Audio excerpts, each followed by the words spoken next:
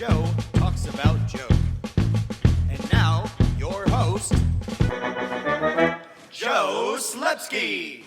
Hey everybody, welcome back to Joe on Joe. It's me, your host, Joe Slepsky. And you are tuning in to the only podcast where Joe Slepsky talks about G.I. Joe. We call it Joe on Joe. I go through every episode of the cartoon, episode by episode. I go through every comic book, page by page, panel by panel. Excruciating detail. Excruciating for all parties involved. But yet, you're here to listen, so there must be something you're into. A lot of sadomasochists in the crowd. Anyway, I appreciate you guys. Welcome aboard to some new listeners. We got some new patrons. I appreciate you guys. Remember, if you want to help support the show, you can go to patreon.com/JoeOnJoePod. Sign up and you get access to the full range of the Joe and Joe Illustrated. This week is another episode of Joe and Joe Illustrated where I go over each of the comic books. And for those, we've done all the way from issue number 1. Today we're covering issue number 103. And as long as you're on the internet checking out the Patreon, you can also go to my social handles at Joe and Joe Pod. It's Facebook, Twitter, and Instagram. You can say hello. And you can also send me an email to joeandjoepod@gmail.com. Now, the email is a direct line to a good time. Let me know what you think of the show. Let me know if you're a fan, if you hate it. If you hate it, I might ignore it, or I might write back. I don't know yet. But either way, be kind. And, I love hearing from you guys. And while you're on the internet and you're playing around with your phone and you're subscribing, you're rating things, and you're giving me 5 stars on iTunes and Stitcher or whatever other podcatcher you're on, why don't you also subscribe to our sponsor, the Movies and a Meal podcast? Listeners, I know what you need in your life. You need more podcasts. And you also love movies. So why not do a podcast that's about not one movie? It's about not 2 movies. It's about 3 movies and a meal. I'm talking the Movies and a Meal podcast. This show is great. It's brought to you by Keith, Brad, and Ben, and each week they bring a new movie to the table, which they all discuss as a group. And it's not, your highfalutin movies. It's What We Do in the Shadows, The Fantastic Four, Rise of the Silver Surfer, and Out of Sight. It's Bad Education, Ghost Rider, and A View to a Kill. It's X-Men Last Stand, Queen Sugar, The Mandalorian, and Major League 2. They are a lot of fun to listen to. You guys know Ben. It's our friend Ben Pensarga. He was a guest on Joe and Joe. In fact, Ben was the very first remote guest that I ever had on this podcast, so he's always got a special place in my heart. I'm really digging this. I just started listening to it last week. It is a lot of fun. They bring a guest in. The guest, I listened to their Heathers episode. They were joined by Kelly, and she went in depth on her favorite movie, which was Heathers, and it made me want to go watch Heathers to watch with them. I really dig it. So guys, find them out there at Movies and a Meal, Twitter, Instagram. Their website is moviesandameal.podbean.com. They put out 1 episode a week. Give them a listen, guys. Support them. Let them know Joe on Joe sent you. I don't think you're going to be disappointed. It is quite entertaining. And now back to the show. Good. So during the length of that commercial, I'm assuming you all subscribe to Movies and a Meal. I appreciate that so much. Recording this just hours after that quick 10/27 Hasbro drop. So we had that huge we had a big day for the Hasbro Pulse weekend, and then they decided that's not enough. Let's also drop this sweet Cobra Officer, which looks great. And then they teased us with, we're also getting an Alley Viper soon, which looks amazing. The pre-orders that I saw were not up yet for the Alley Viper, but it looks like a lot of fun. I'm really curious as to how many people are signing up for the HasLab Sky Striker. If you guys are listening and out there, if you're going to get it, let's hit it out on social. Let's talk about it, because that thing looks really great. And every day that goes by, I'm thinking more and more and more about it. And that's not a paid ad. That's a real, man, do I want to spend that money on that? Because that's pretty awesome conundrum that I find myself in. So it's great. So today, though, we're not talking about toys. We're talking about G.I. Joe 103, the Dynamite cover with Storm Shadow breaking through a glass window and breaking into your hearts. Before we do that, though, You were saying? We're going to look at other comic books that were on the shelf the month of G.I. Joe 103. Cover dated August 1990. So that means these books were on the shelves roughly in April of 1990. And we're going to start over at Marvel Comics. Why is that? Because one of the most important books of the 90s, strangely enough, Spider-Man #1 by Todd McFarlane came out this month, which is a pretty important book, I think. This is the cover with Spidey crouched over the, like his just innumerable webbing, that they then parodied for the Spider-Man G.I. Joe McFarlane reprint special with Snake Eyes in that pose. And then that pose itself has been parodied a jillion times, both by McFarlane and parodied, whatever you want to call it, by McFarlane and a million people. But this is Spider-Man #1. And actually, this is the first comic book called Spider-Man. So this is Spider-Man Volume 1, #1. It's an important book. Critically, my take on it wasn't a very well-written book. Todd was doing the writing and the penciling, which I applaud. I applaud him taking that step in his creative career. So I absolutely applaud it. But I remember at the time feeling like, it was a little rougher. The writing wasn't as strong, and I think that opinion holds up. Like this is considered an important artistic achievement, an important artistic moment, and certainly within a year that they've image has sprouted up. So these are all very milestone-y books, very important, not milestone, but really important books. But yeah, I remember the writing not being, like, the story itself just not being great. He cribbed a lot from he actually cribbed from Simonson of all places with the Doom stuff. Here's a teaser. He uses or he deals with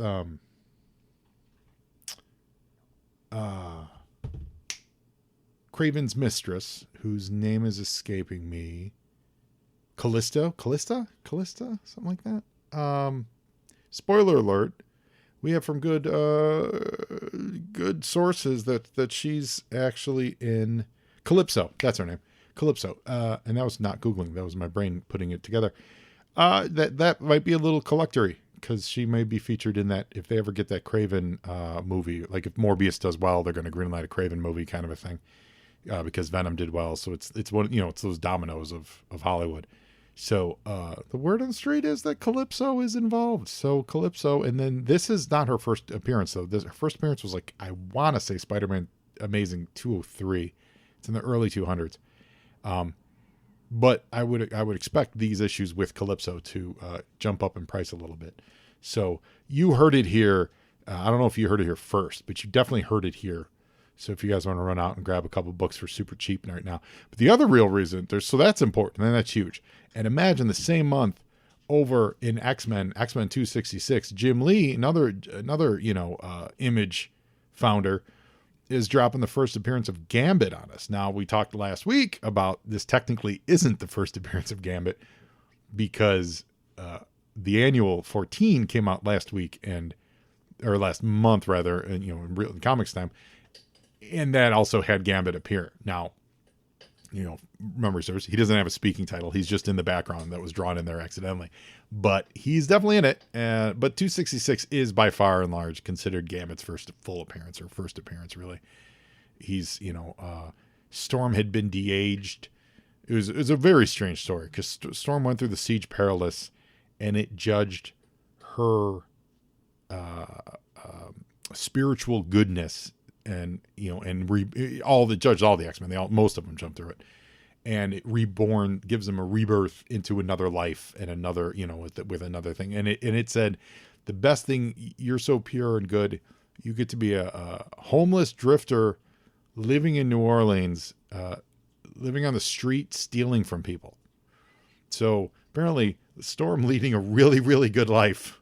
Her essence is homeless pickpocket. And I know that was her history, but that doesn't necessarily mean one would think Storm would be reborn as, like, queen, what she would eventually be, Queen of Wakanda, right? No, Storm got to be reborn as a amnesia-riddled drifter thief who then ran into Gambit, and then Gambit helped her get her memory back. So it's pretty great. Like it's fun, but it's the first Gambit. I love Gambit. Don't get me wrong. Oh, my dog's having a little choking moment. Mary, you all right? I love Gambit. I know a lot of people like to make fun of Gambit because from the cartoon, his super Cajun-y, Cajun-y in quotes accent. But listen, as someone from Chicago whose accents get parodied quite a bit, and I could go for a sausage right now, I know what it's like to have your regional accent parodied. And I'm just going to say this. I've spent some time in New Orleans, my friends. People from New Orleans do tend to have a bit of a thick accent. So just throwing this out there. Maybe Gambit is the Bears of New Orleans, but that doesn't necessarily make it wrong. Okay. I'm just saying, no offense to our friends in New Orleans. I love that town. I've spent many, many, many good times there. So, any hoots. Also note, X-Men is also running bi-monthly, or bi-weekly rather. There's 2 issues of it out this month. Thor seems to be bi-weekly too. Why is Thor bi-weekly? Well, they're doing this Black Galaxy saga, but that seems like a weird choice to go bi-weekly. I never realized there was that much demand for Thor at that period of time. That's something you don't learn every day. Punisher has got a deluxe format special one-shot called No Escape. I've read this. It's fine, but what always intrigued me about this is it is a team up between Punisher and U.S. Agent and Paladin. And I like that because they're randos. Like, it's not Punisher meets Wolverine meets Ghost Rider. It's not the front runners, where you're going to read it and you're going to be like, that's awesome. It is Punisher, who's definitely a A-lister, don't get me wrong. But, U.S. Agent and Paladin, definite B-listers, if not C-listers in Paladin's case, teamed up with Punisher. I like that. Like, I like those types of, stories. So, yeah, that's definitely worth giving a look. Again, though, he has 1, 2, 4, 5. He has 5 comics out. Between the magazine and the comics, he has 5 comics out this month. That is a lot of comic books. That is a lot of comic books. What else do we got here? Thanos featured on the cover of Marvel Age 91, and this is during the Thanos. It's teasing the Thanos quest, which was the lead up to the Infinity Gauntlet stuff. I don't know if it's specifically teasing the 2-issue miniseries called Thanos Quest. It may be, and that miniseries is pretty good. It got very hot on the back issue market for a while. But then I think the more it got reprinted, it cooled down a little bit. But I think each issue of Thanos Quest, it's just a 2-parter, but they're both deluxe formats. I think they both run around $20 to $30 right now. At least you can find them for that, if not a little cheaper. But for a long time, because they weren't on everyone's radar, they were harder to find. They were going for a little bit more than that. And then I think what happened is some of these cases in something like Thanos Quest, I feel like they actually would have printed a lot because that Ron Lim era Silver Surfer was really popular. They knew Infinity Gauntlet was going to be big. There's probably a lot of copies of Thanos Quest out there that wasn't really in circulation because no one wanted it because it wasn't a book that people were looking for. So books like that, after a couple of years or months or whatever the time period is of people knowing about it, then more flood the market. Then your prices come back down to normal. So even if it is a quote high demand book, there really are a lot of books out there of it. So that's kind of plateaued it because then the visibility on it is still low anyway, comparatively. So it's harder for that book to really, take off and pop. It would need at this point with MCU kind of being, they've told their Thanos story. I don't see it popping. But, there would need to be a character in there that becomes the next Thanos in the movies. And then all of a sudden, and that's the only place they were for those books to really take place. However, having said that, if you can get one for $5-10, it's worth it because that's an underpriced back issue. So a little tip for you. Return of the Green Hulk in 372. This was a really great era for the Hulk. This specific issue, I think this is when we're getting a merged personality, but this Dale Keown drawn era of Hulk was when we eventually get the Professor Hulk. Is it this issue? Hold on, I'm actually gonna Google that so we get some accuracy on the show, right? No, it's actually 377 is technically the first Professor Hulk, but this 372 was when they really were digging with they were getting into like melding the Hulk's minds. I think this one is the return of the Savage Hulk, because we hadn't had the Savage Hulk, which is that traditional green Hulk smash. We haven't really had him in a long time because he had been Joe Fix-It for so long. So I think this was the return of that, and then we deal with that for a few issues, and then 377 they're able to merge them. Then you get that Professor Hulk, which is the one that we saw in Endgame.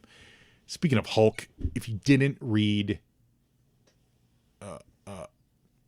Immortal Hulk, stop what you're doing, because I'm about to ruin.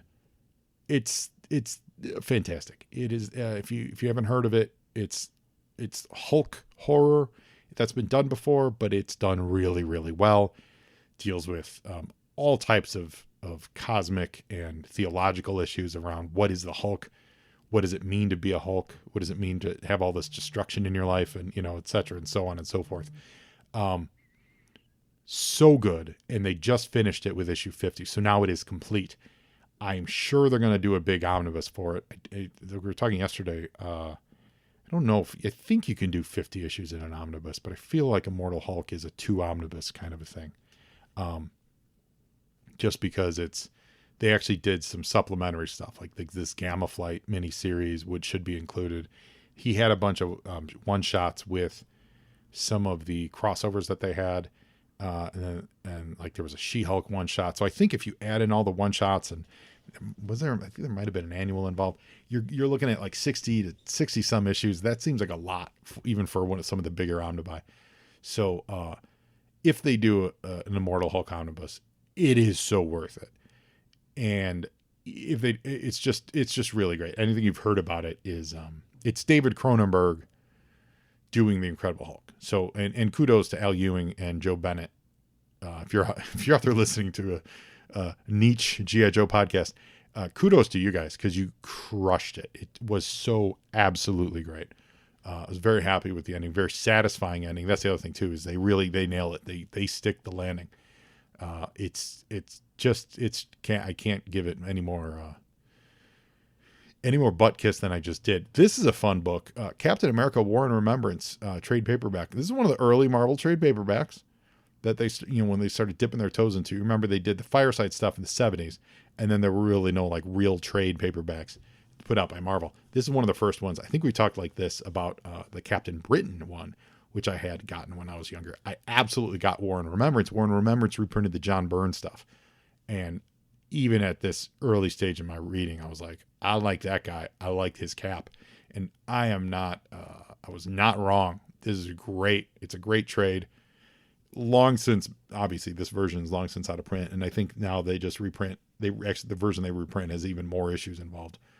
I believe War and Remembrance wasn't a complete collection of Byrne stuff, if memory serves. But it was awesome. And I remember having it as this actual collection as a kid, just rereading it a million times. Cap versus Nazi vampires. You get his origin. You get Cap for president. You get Cap versus Mr. Hyde and Batroc the Leaper. It's I first read about Batroc the Leaper, all that stuff.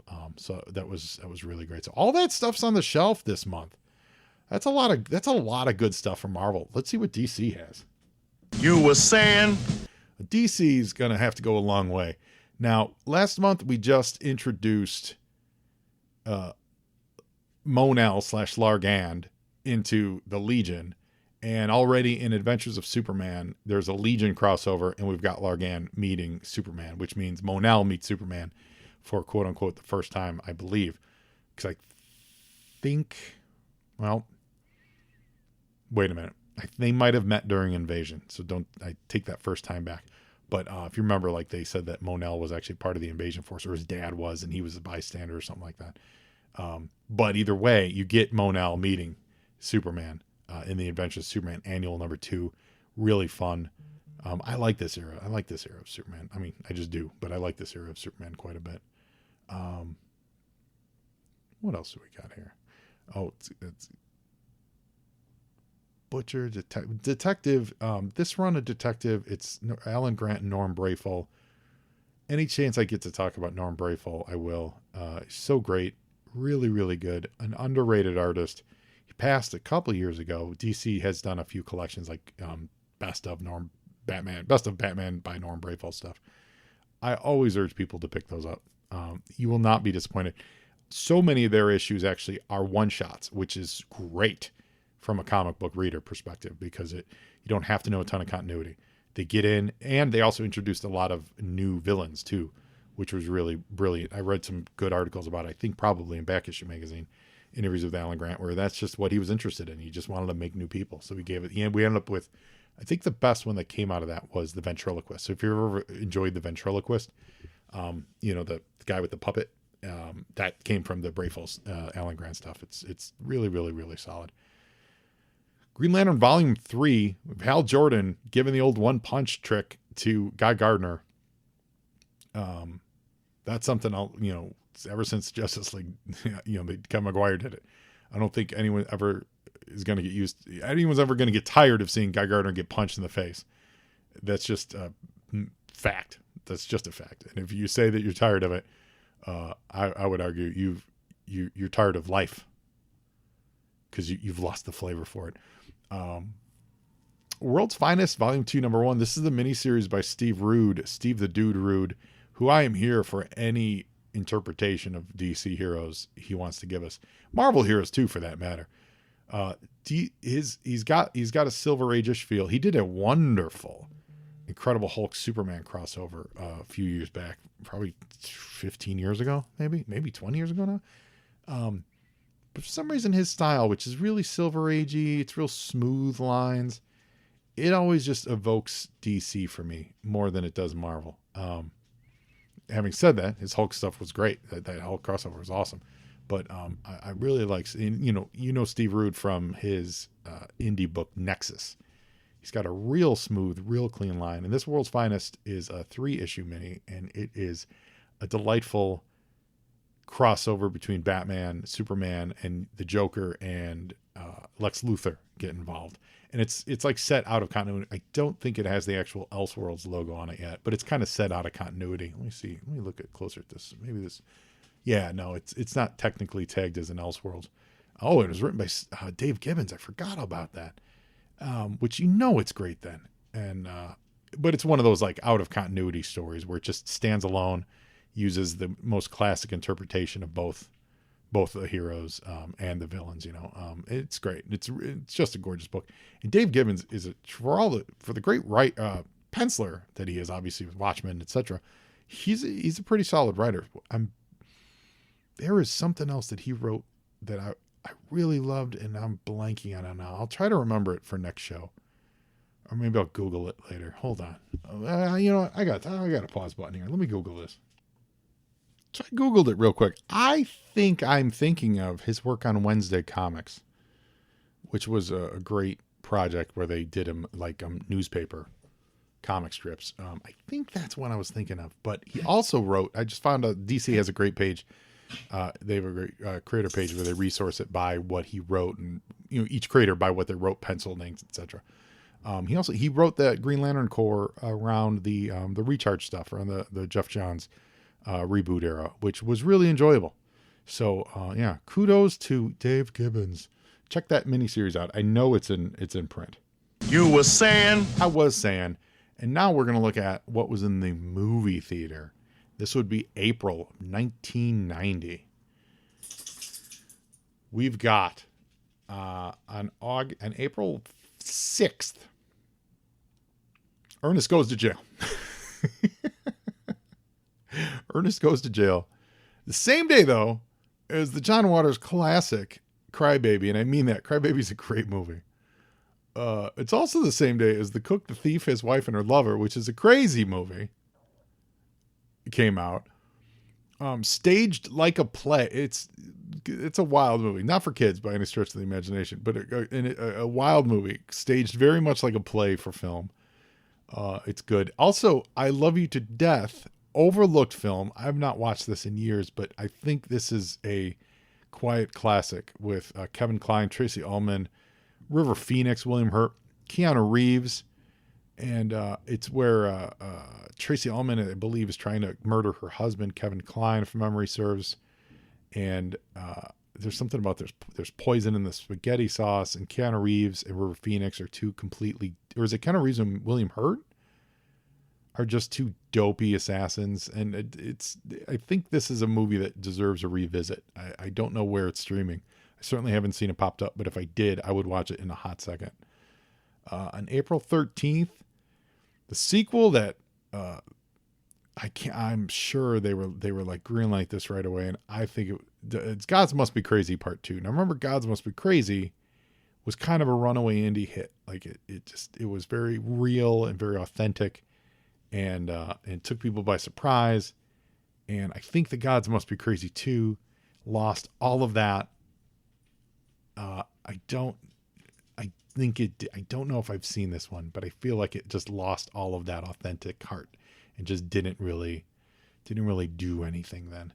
On April 20th, let's see. On the news for all the wrong reasons. Miami Blues starring Alec Baldwin. Now, on April 27th, wow, this is a rough month, man. Going back, March was huge. In March must have steamrolled April. Because 27th, there's nothing good. There's a movie called The Guardian by William Friedkin. Q&A. Q&A by Sidney Lumet. Sidney Lumet is awesome. So I'm assuming this movie's great. I don't think I've seen it. It's Nick Nolte, Armand Assante, Timothy Hutton. I'm assuming, Patricia O'Neill. Charles S. Dutton's in it. Luis Guzman. This movie's probably great. I've never seen it. And it probably didn't do gangbusters at the theater, but Sidney Lumet is fantastic. Spaced Invaders, which, was shooting for that kid market. I don't think that's any good. And then a movie called Wild Orchid. Mickey Rourke, kind of a sex movie kind of a thing. Okay. So April's kind of rough. And man, just quick glance into May. It's real rough until the last week of May.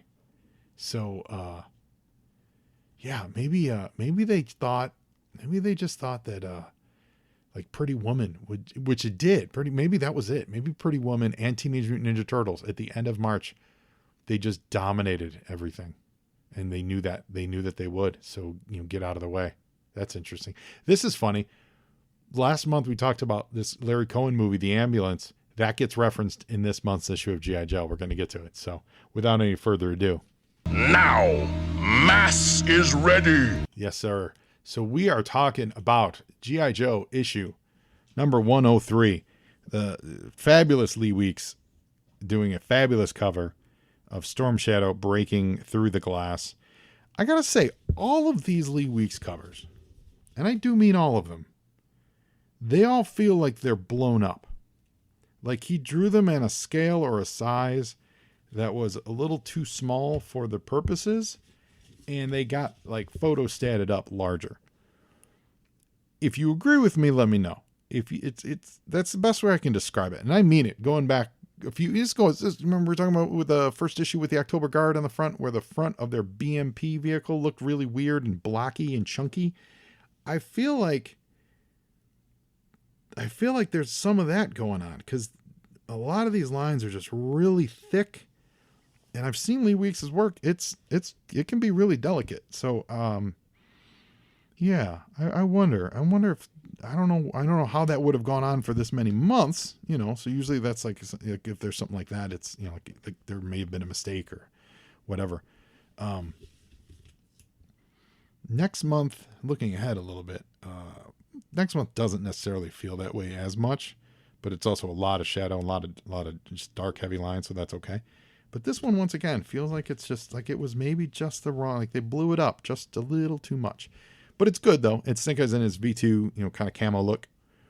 Storm Shadow in his V2 camo look, with Cobra Commander in the corner box, giving you the high five.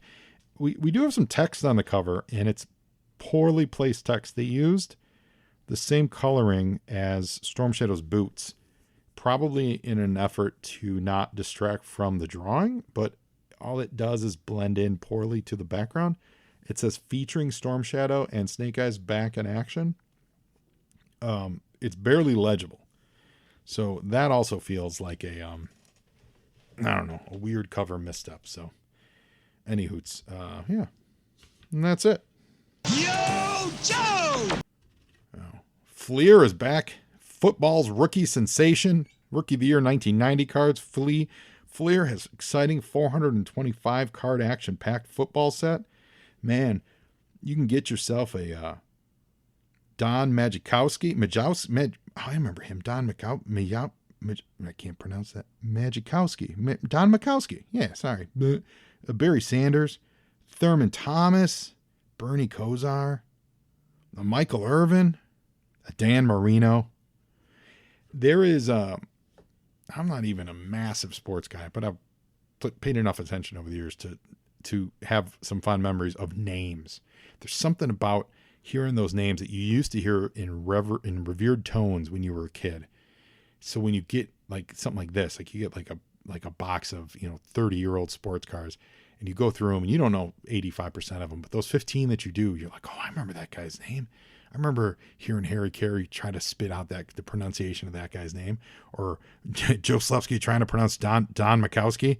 Shame on me, Majkowski, Slepsky.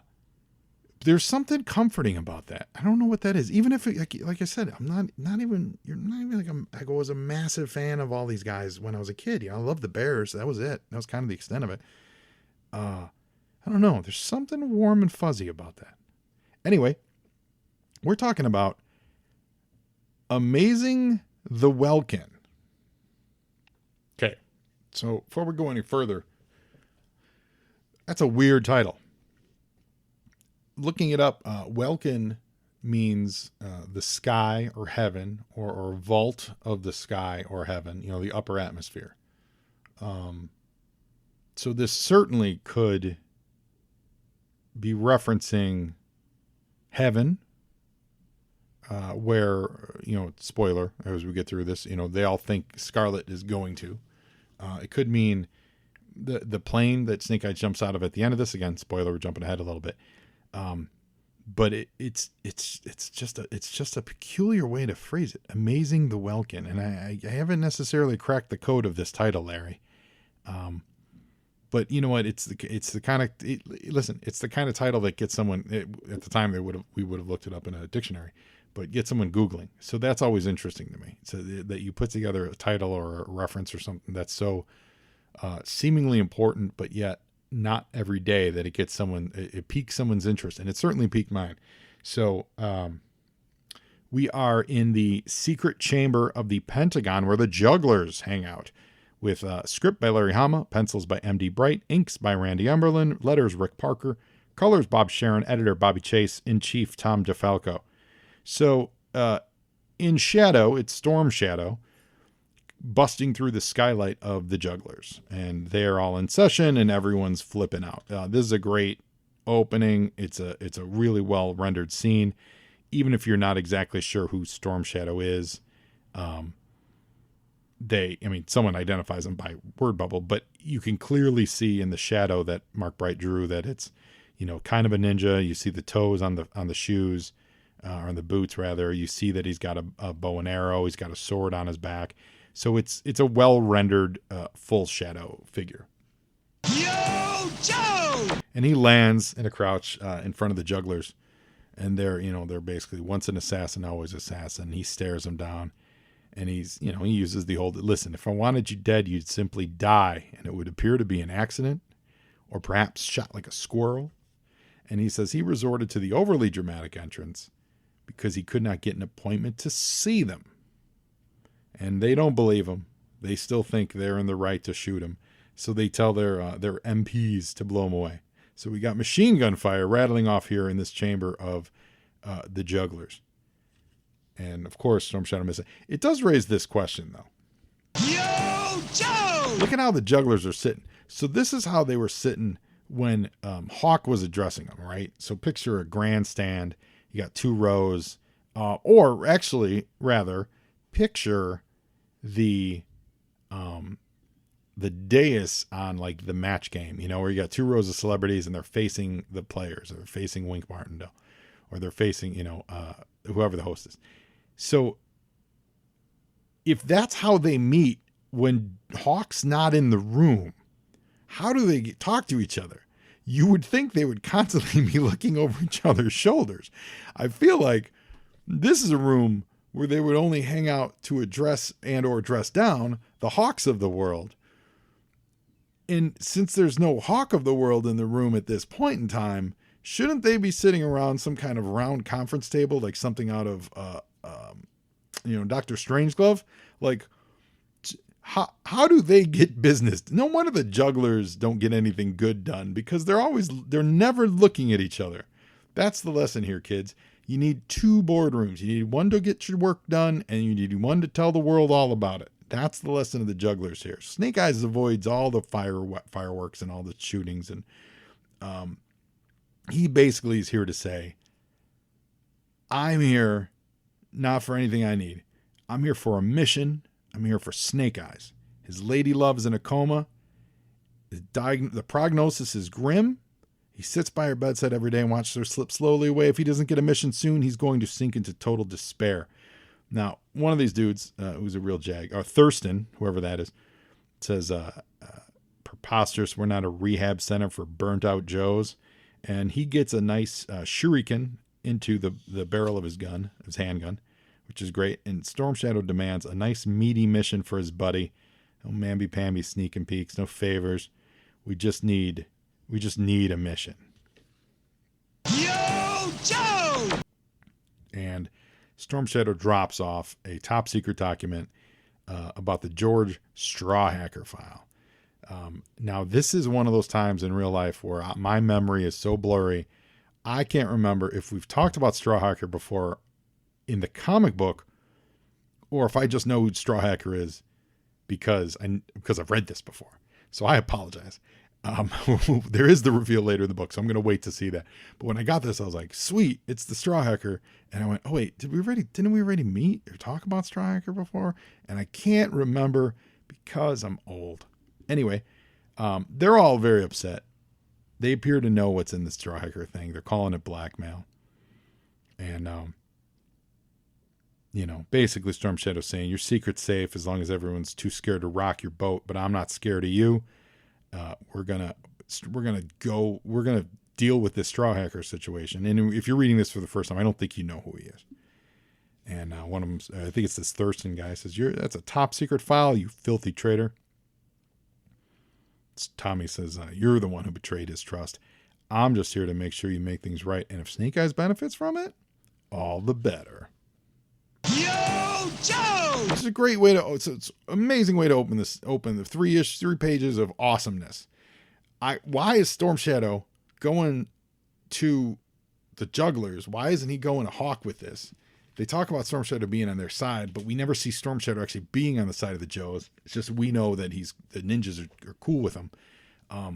It seems weird that he would just go straight to the jugglers. Having said that, I love the drama of it. I love the fact that, and that's going to cause trouble because he just threatened the lives of all these generals. So that's all awesome. I'm just trying to get in the head of Tommy going, Tommy, is this the best idea? That's all I'm saying. So now we're back in Sierra Gorda. So if you remember, the Joes, along with the October Guard, were escaping Cobra's chase. They were in a chase with Cobra. They jumped a ravine. They ran into 2 Caros. The 2 Caros were like, all right, we're cool. We'll help you out. And the Cobras had to work their way around the ravine. So it gave the Joes a little bit of breathing room. We quickly see in this issue that breathing room is gone. And we've got a bunch of Cobra Condors pounding that area with napalm and cluster bombs and all that stuff. Which is a little antithetical because they wanted to clear the forest.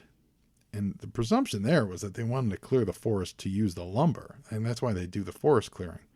But if they burn it all up with napalm, then they're just clearing the forest. So maybe they're going to clear forest just to make more terror drums. I don't know. But what I like about this is we don't pick it up right away.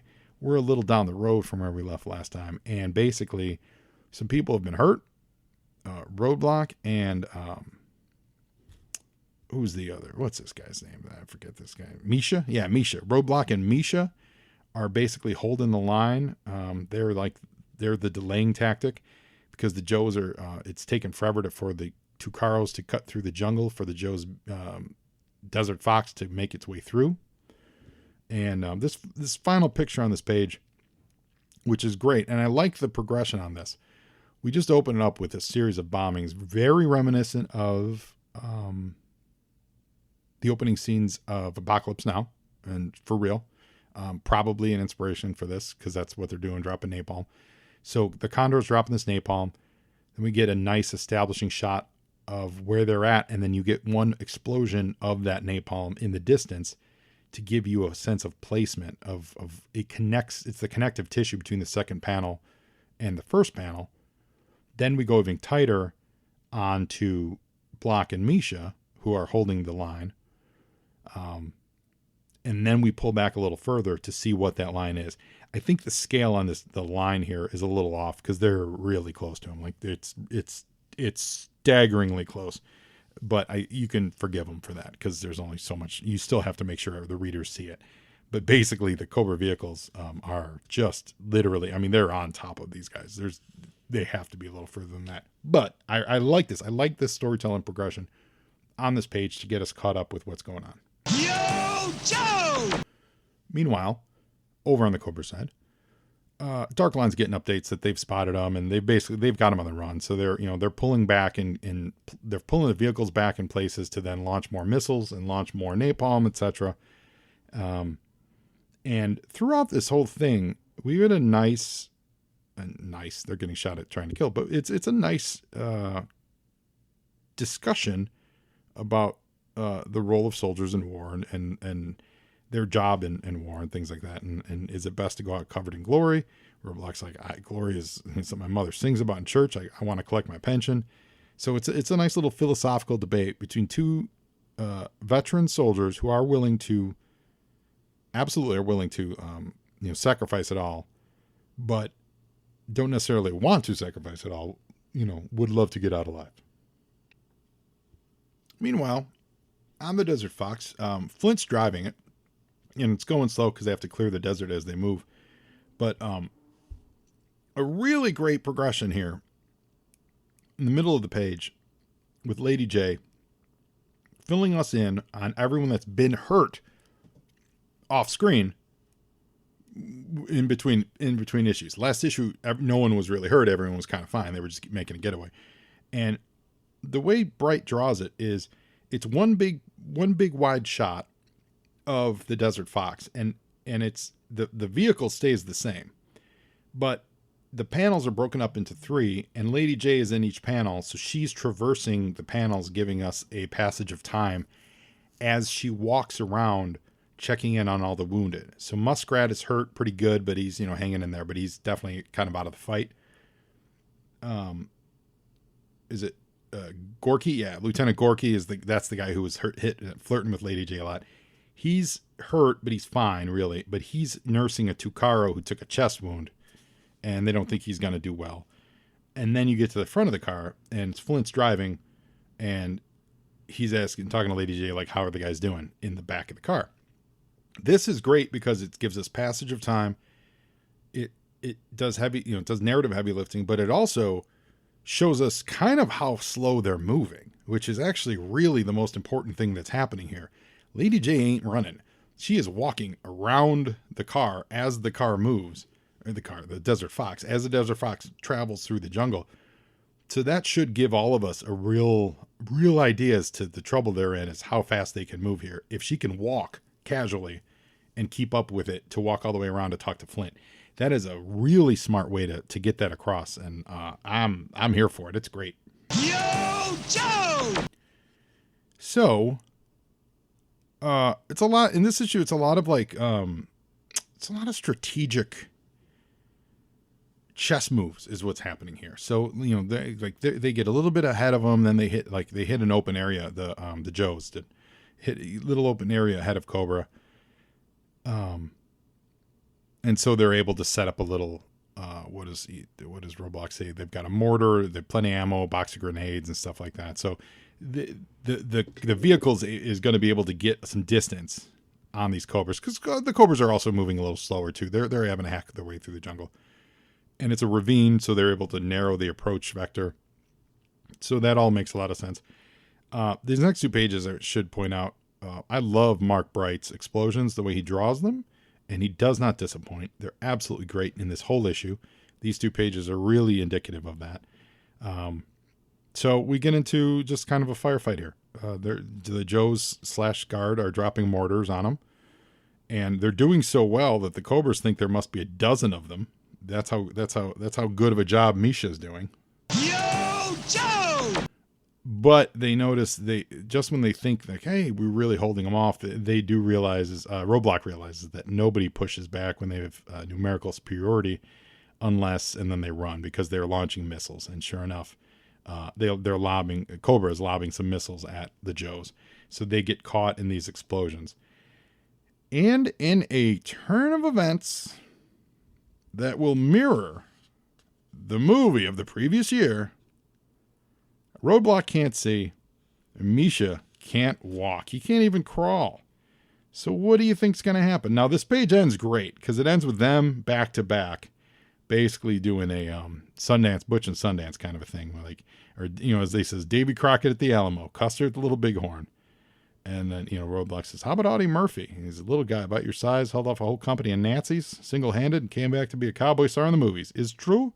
Is true. So it's a little Last Stand at the OK Corral. But this also is very reminiscent of Roadblock and Cobra Commander's relationship in G.I. Joe the movie. Yo, Joe! Shirley's very excited about this. And that could give you a little hint as to what's going to come next. Now we cut over to Millville. And again, this is another, Larry's got this three plot and the main plot and the 2 subplot. He's got that structure down pat, and he just always does a really great job. So I always want to recognize that. He knows just when to hit the gas on a portion of the story and then shift gears and take you somewhere else. You never really get bored. You never really get, too much time on this or anything. It's always a nice change of pace. And for the most part, usually in these books, they always are very different. The stories are different. And they again are in this one. You go from a solo Storm Shadow, attacking the jugglers mission to this jungle action with all out warfare. And now we go to a guerrilla Red Dawn kind of movement. Hold on one second. And I appreciate that. I really appreciate that. And that's usually the case in these, in most of these issues where there's, the three plots go working. So we get to Millville. This is awesome. I forgot about this part of the story. So what we had the last few issues where the Mutt and Spirit teamed up with the local gang, and then they were doing subterfuge against Cobra, blowing up, power plants and stuff like that. Very Red Dawn stuff. And we're getting some more of that here. They're going to attack the steel mill. Everyone's, it's Mutt and Spirit's driving, and our boy Raggedy Muff, he's there. I wonder if it's supposed to be MUFF and they didn't want to use the word muff. That makes, because Raggedy Moof MOUF isn't a thing. I'll bet you it's supposed to be Raggedy Muff, and someone realized muff is another slang for something else. So they changed it to moof. Hold on. We're going to Google this. We're doing all like Googling. Raggedy Moof. Raggedy Moof Fridays. What does that mean? Is it a wrestling term? What is happening here? I don't know about that. I don't know. I feel like it would have been Raggedy Muff. And maybe they changed. Anyway, it's still a weird name. It never changes. So they bust into the steel mill. Only, Yo, Joe! These dudes aren't hypnotized. In a pretty well drawn piece, I gotta say. Like there's just the right amount of background detail. Looks like something out of a Terminator movie with all the steel mill stuff. Just enough background detail. All the normal like pedestrians, They all look unique. They've got unique faces. It's great by Mark Wright. Unique faces, unique body types. Some have bellies, some don't. Different persons of color, different hairlines. Everyone here looks different and unique, and it's great. And they're all like, "What are you people doing here? The mill just started back up. Why are you causing all this trouble around town? What are you talking about?" And it's crazy, and I love it because it gets me as the reader thinking, Yo, Joe! are these guys imagining this whole thing? Maybe we're the ones who are imagining it. Maybe, like somehow Mutt and Spirit are imagining this, because these people they're not even talking about Cobra. And as they leave, the police cars pull up, including a Tiger Sting, which is, little product placement for the Tiger Force Stinger, pulls up, and it's, is it Duke or Hawk? Hawk. It's Hawk. And he basically has come to get his boys, because he says, when you two didn't return, we started asking questions.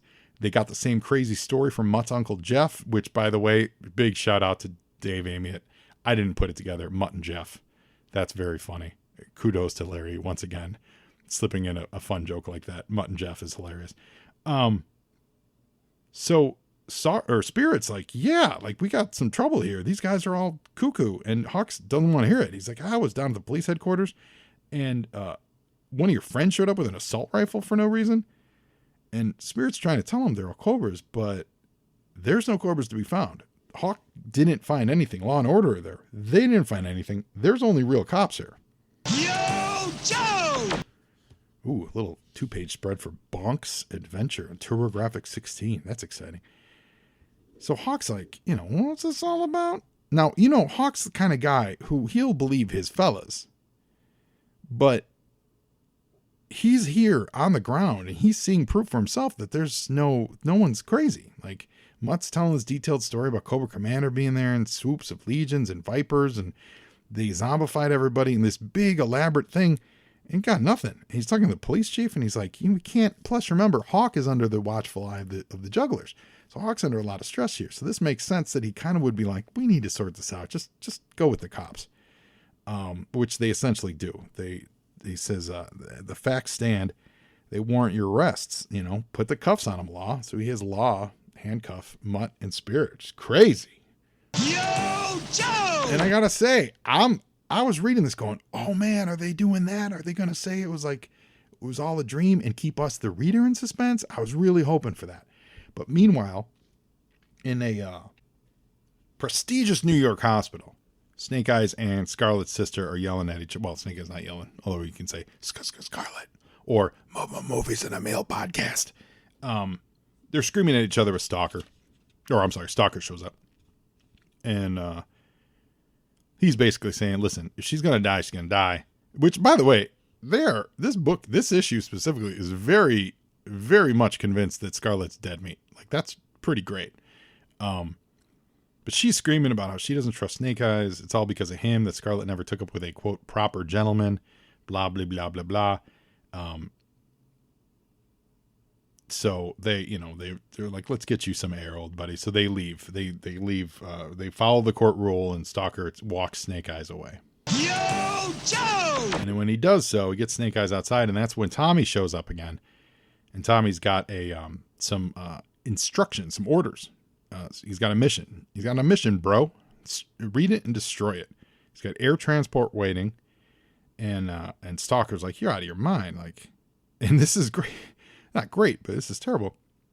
He says, Scarlet's up there dying, and now her sister won't, like. And Tommy responds with, that's just the point, Stalker. Scarlet's death is already a given. But this is a great reveal, though. But, like, it's pretty bleak. His response is, while George Strawhacker is still alive, rotting in some dark cell in Barovia. And then we learned that Strawhacker was the guy that was going to marry Snake Eyes' twin sister. So that him being alive is the new news that we didn't. And this is the part where I can't remember if we knew that or not. But him being alive is the news of the issue. So it's Strawhacker's an important dude, but also that was going to be Snake Eyes' brother-in-law, and he's alive. Yo, Joe! Back in Sierra Gordo, the Cobras are advancing after that missile barrage, and they've destroyed this canyon. There's wreckage everywhere, fire, smoke, and it looks like they've routed all the Joes. Like they're either dead or they're gone. Either way, they've cleared the forest, and so now they said they can chop down all the trees. And again, I don't know if they're chopping the trees down just to make money on the lumber, or if they're doing it to clear room to make to build terradromes or something. But I feel like the napalm is antithetical to that. Yo, Joe! Meanwhile, in the foothills, these guys can't make any. These guys being Flint and Muskrat and Jay and those guys, they can't see Misha and Roadblock. They can't find them because there's too much smoke. Like, it was a lot of devastation. So Flint is he sees something coming through the smoke and he can't believe it. And it looks like somebody really big carrying a little guy on his back. And then sure enough, there it is, Misha riding on Roadblock's back, just like Cobra Commander did in G.I. Joe the movie. And he's playing Roadblock's eyes because Roadblock can't see, and Misha's legs are hurt, so Misha can't walk. Now, again, I've touched on this before. Yo, Joe! It has been widely stated and oft repeated that Larry never watched the cartoon. I don't know if that technically means he never saw the movie. But I'm just saying, there's no way this makes it into a G.I. Joe comic book if you've not seen the movie. There's absolutely no way. This is a direct homage, and a fun one, and a great one, and I love it. I'm not knocking it. This is a direct homage to that movie. So, I have a feeling Larry saw the movie. Or, I mean, maybe, I guess somebody did, and somebody could have told him, like, you should do that. I don't know, but I refuse to believe that this is not a direct homage to what happened in the movie. Anyway, back in Millville, we see what's happening. So the cops pull off with Mutt and Spirit in under lock and key. And all these guys are very happy for Jake, kind of the union leader. You did it. You stood up to him. They're all chanting his name. Jake, Jake, Jake. He's got a phone call.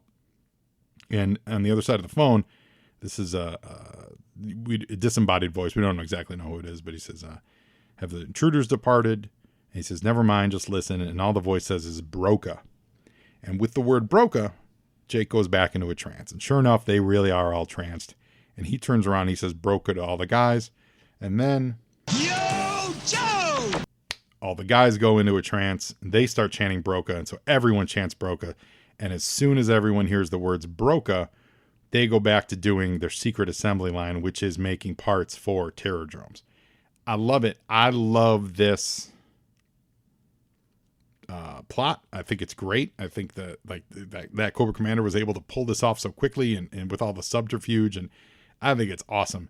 I kind of wish we would have thought that they truly were insane for one whole issue.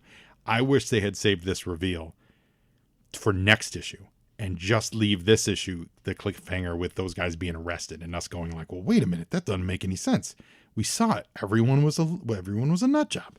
That's my only kind of curdle with this, is that would have been cool, because that would have kept us for a month going, maybe those guys were hallucinating it. Yo, Joe!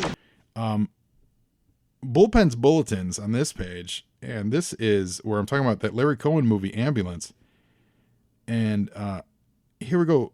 Stan mentions it. He says, you've been wonderfully loyal to us. Wait, where'd it go? Oh, to avoid any future follow-ups, just watch for a new thriller, which may or may not. Oh, here it is. Okay. A few issues back, I told you to watch out for Into Thin Air, the new Larry Cohen movie. Some of your favorite bullpenners play cameo roles. Larry just told me that the title was changed to Ambulance. So naturally, by the time he told me, the soapbox column touting the other title had already been printed. Well, to avoid any future follow-ups, just watch for a new thriller, which may or may not be called Ambulance, featuring my co-star Eric Roberts. Apparently Stan's in this movie. He shares the screen with him for almost 30 whole seconds. And in case you're wondering, Eric Roberts was pretty good in it. So apparently in this movie Ambulance by Larry Cohen, which Larry Cohen is one of the kings of the schlock kind of B movies. Q the Winged Serpent is probably his best, most well-known. I mean, he's done a ton of stuff, but Q the Winged Serpent is great. He passed a few years ago. I'm relatively new to appreciating his stuff, but then you look at his old catalog and you're like, oh man, I've heard of that movie. I've heard of that movie. And I've heard of that movie. But I don't think I've ever seen Ambulance. But now knowing that it's got a bunch of the Marvel bullpen in it, I need to go check out Ambulance. I don't know where that is, but I got to find it somewhere. Anyway, we're now cutting to high above the Eastern Europe, and it's a stealth bomber. So this is not a G.I. Joe plane, which is interesting. G.I. Joes did not have like a stealth wing at this point. And this is great. This reminded me, I used to take this actual comic book that I'm holding in my hands. I used to carry this with me in the football locker room before games. So this came out March of 90. So this would have been summer of 98. So I would have been a sophomore. And me and my buddy Derek, if you're out there listening, I know you remember this.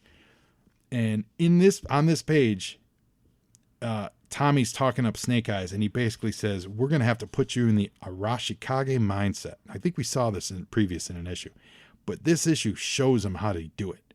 And he puts his hands into a triangle, focuses over at his eye, kind of in like a hypnotic state. And it says it allows you to become a lethal machine. Yo, Joe! And here we go. And the camera gets closer and closer, zeroing in on Storm Shadow's eyes. And he says, to survive the mission, you'll have to become an inexorable engine of destruction, remorseless, cunning, and totally unstoppable. You will feel no joy other than the triumphant ecstasy of victory over your enemies. You will feel no pain other than that which will kill you. And you will find untapped reserves of strength in the deepest throes of despair. Go forth as a killing wraith and let no man deter you. I promise you. I used to say this to my buddy Derek, and he would give it to me. We would read it back to each other before football games, and I'm not joking. Because I used to read comics before games to get my mellow going and get my mind focused, and I would bring them to school with me. And I used to bring this one specifically, and I would do it to myself. And one day my buddy was like, "What are you doing?" And I was like, "Check this out. You know Snake Eyes is a badass." And he's like, "Yeah, I know Snake Eyes is a badass." I'm like, "Well, they do this Arashikage Mindset," and I remember I used to pronounce it Arashikage, so Arashikage Mindset. And so we would drop this on each other and be like, you're going to focus and you're going to go out there and you're going to be a fucking killing machine. Sorry, pardon my French. I don't normally swear, but this is making me smile and laugh so much. And, you know, as 15-year-old kids, we would drop the Arashikage Mindset on each other before a football game. And I'm not joking. That's awesome. Reading this today brought all these memories back. It was so good. So this actual specific issue in my hands, which, got to be honest with you, if I were selling this today, I would sell this as a near mint book. I did a really great job of keeping it in one piece when it used to like go into football locker rooms with me. Jesus, like this is in good shape. I really expected this issue to be beaten up because this used to go with me to school like once a week. I'd bring it on Fridays or Saturdays before games. It's great. So after he locks Snake Eyes into this trance, he sends Snake Eyes on this mission. And, they call it a case of tough love, but somebody has to do it. Yo, Joe! But that's not all. That's not all the fun and games in this issue, guys, because Scarlet wakes up. So that's so great. Like, what a great piece of drama. You set all that up. This guy's he's losing the will to live. We got to get an impossible mission for him. Oh, it's rescuing his would-be brother-in-law. Oh, because which makes why they were hammering home that she's going to die. Obviously, that's why Larry did it earlier in the issue. Because you had to, for our purposes, for the sake of the readers, you had to have someone definitively state multiple times, Scarlet's dead. She's going to die. So that for us, there's no confusion. It's a real clear-cut case. In reading it, it sounds really harsh. But when you get to the end of it, you go, oh, yeah, that makes all sense. Because I, as the reader, had to absolutely believe she was dead meat. And the only way to do that is to have these guys say the harshest words to the hardest person, which is Snake Eyes, and say, dude, she's going to die. And sure enough, she's not. She actually wakes up out of her coma and she says, where am I? Where's Snake Eyes? So good. I love that they have her wake up, and at least initially, I don't know if they play with it at all next issue. I don't remember. But she's not playing it. They're not doing any amnesia. They're not doing any like, where am I? Who am I? Whatever. She doesn't know where she is, but like she knows who Snake Eyes is, which is great. So I do love that her sister's pissed off at the doctor because he said she was hopelessly brain damaged. But either way, I love Scarlet. Happy to see her alive. Next issue, we get Hero of the People. Postbox a bit, nothing really controversial in the letters pages. I realize we haven't really had a follow-up on Lone Wolf. I hope we get some follow-up at some point on Lone Wolf in the future. I never did hear back from that letter I mailed, but who knows? Life is long. We get letters, though, from Aaron Blackjack Gugernos out of Champlin, Minnesota. Laura Dickinson out of Lake Worth, Florida. Mike Barbieri out of Montreal, Quebec. Derek Lancaster out of Smyrna, Tennessee. So next week, big issue. Snake Eyes on that. The Assassin Unleashed, where he's just all killer, no filler, all thriller. And so until next time, guys, now you Joe, and Joeing is half the battle.